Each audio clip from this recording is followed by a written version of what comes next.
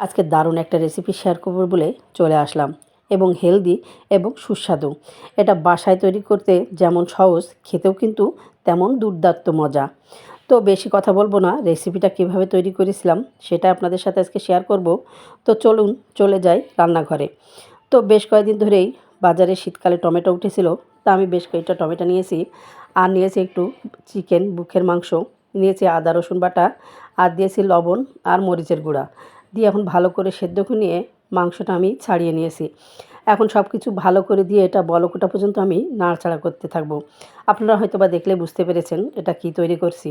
এখন দিয়ে দিয়েছি 2 চামচ সয়া সস, দিয়ে এটাকে ভালোভাবে নেড়ে নেব। নিয়ে দিয়েছি 1 চামচ চিনি, দিয়ে আরেকটু মিশিয়ে এখানে যখন বলক আসবে তখন একটা ডিম আমি ফাটিয়ে দিয়েছি। আস্তে আস্তে করে ডিমটা দেবো আর একটু নেড়ে দেবো যেন সব ভালোভাবে মিশে যায়।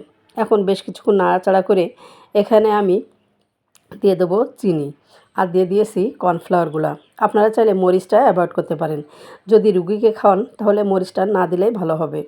তো এখানে আজকে আমি তৈরি করেছি টমেটোর স্যুপ। এখন দিয়ে দিয়েছি কিছুটা চিলি ফ্লেক্স। এখন ভালো করে নাড়িয়ে এটাকে নামিয়ে পরিবেশন করব। চাইলে আপনারা এর সাথে লেবু দিতে পারেন। আজ আসি।